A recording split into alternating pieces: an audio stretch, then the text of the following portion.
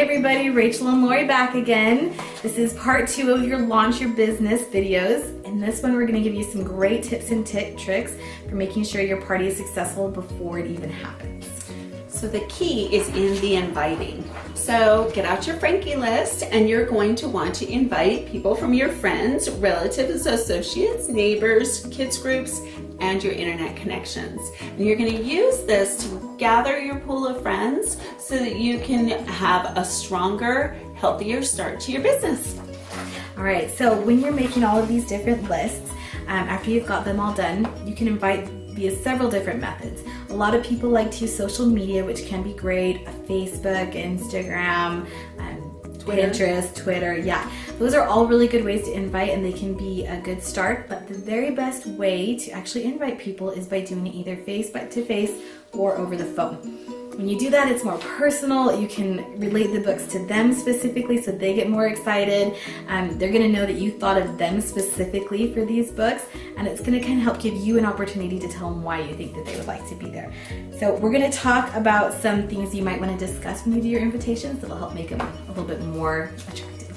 So they'll feel your excitement and they'll be excited about the books, because honestly, I really feel that our job is to help children to fall in love with books, because if they can learn to read and love it, then they can accomplish anything. So we're empowering children. That's true. So one thing you can talk about is how our parties might be different from some other direct sales parties they've been to. Ours are really low pressure. We don't push sales on anybody. The books sell themselves and people just really fall in love with them. Yeah. And what I like to do also is I've told my friends how excited I am, why I wanted to do this, but then I always ask them, will you come and tell me what you think? Everybody loves to give you their opinion. They love to tell you what they think about the opportunity that you've started. And it's always a good opinion. People love the books. And you can talk to them about why maybe you think they'd be excited or why you're excited. Maybe you love those touchy-feely books for your new little one, or maybe you're excited that your teenager is finally reading a chapter book that they can get into. There's lots of different reasons. So find ways to tell them about why you're excited and why they might be excited. Okay, so one of the things that I like to do is I like to encourage them to bring a friend, especially if you've just had a party. You want to make sure that they bring a friend so that you have that friend list expand even more. And one of the things you can do is offer an incentive. And one of the incentives that I like to do, especially if it's a home party, is if you bring a friend, you and your friend get free shipping. That's a good one. Yes. Careful with Facebook parties. It'll cost you. Yes. So when you're talking to them, one thing that can kind of help solidify those RSVPs is saying something like, I'm making brownies or I'm making donuts and I'd love to know how many people to plan on. Can I write you down? And that phrase is key. Can I write you down? It just helps solidify it from then being a maybe to, yes, I definitely want your brownies. So ask him, can I write you down, so you get those solidified. Mm-hmm.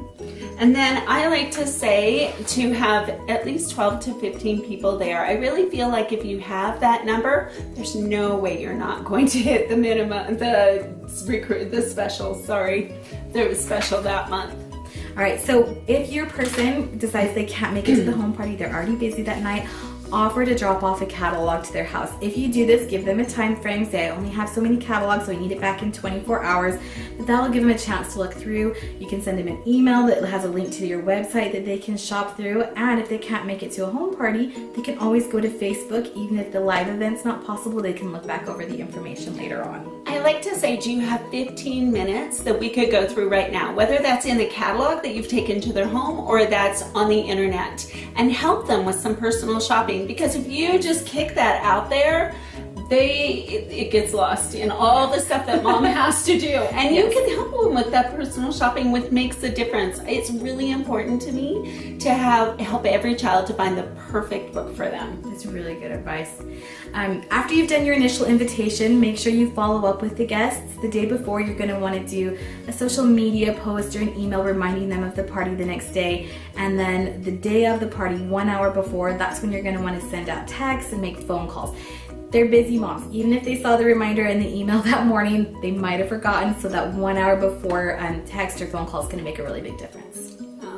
And so now is your action step. Get your calendar out, black out that hour that you're going to go ahead and you're going to make the most of it with contacts, whether it's inviting over the phone, messaging, tweeting, Instagram, however you're going to do it. Lots of venues. Yeah. All right. Best of luck. Thank you.